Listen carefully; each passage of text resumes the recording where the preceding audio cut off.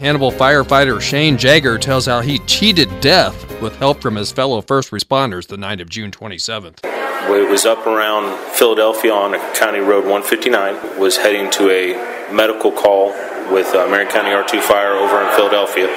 Went across a bridge, and as soon as I come across on the other side of the bridge, my vehicle was taken off the roadway by swift water.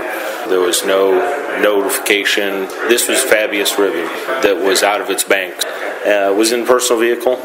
In the time that the vehicle hit the water, I undid my seatbelt and the water was already up on the side glass. It was everything I could do to open the door and get out of the car. And then once the vehicle swept away, I was able to swim away from it. I was in very, very swift water with a lot of debris. Was able to use my training to roll onto my back, do some special maneuvers that we've learned in swift water. By that time, the vehicle was already nose down, and only about 2 foot of it was above the water. Went downstream about 200 feet, was able to swim into a tree line and catch an eddy behind some trees, was able to maneuver my way into a safe spot. Actually wrapped my arms around some vines to support myself, which happened to be poison sumac. So enjoyed that for several weeks afterwards. But I was able to pull out my department cell phone. I had 2 cell phones.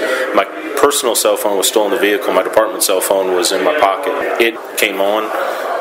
When I dialed 911, the speaker mic, the actual microphone on the phone wasn't functioning, so 911 just had an open line. They did a great job pinging the cell phone. It was very, very close. It showed it just a couple feet off of the roadway in the water. I could hear them, they couldn't hear me, and then was able to put the cell phone itself on speakerphone, and then they could finally start to hear me.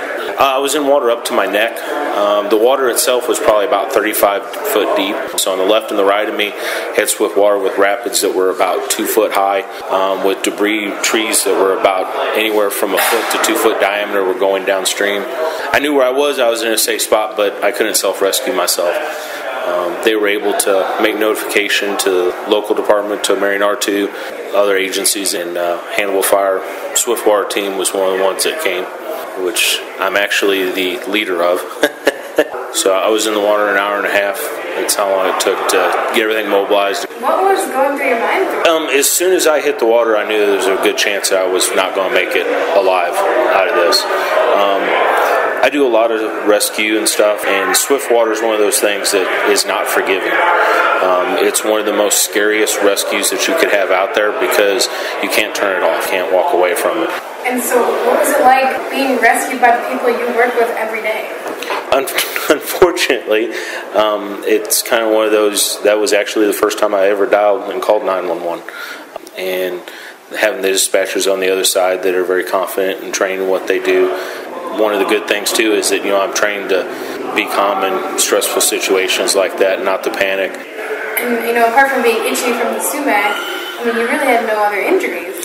Right, that's the only injuries, and then, so I was very, very lucky. Who was it that actually, helped you get out of the water? The Zodiac, we have an inflatable Zodiac. So Jeff Moore, and then Ben Devlin are the 2 Hannibal firefighters on the Swift Water team, and then Lieutenant Gottman from Missouri Water Patrol. They had a hard time getting to me. It took about 3 or 4 tries for them to actually get the boat close enough to me.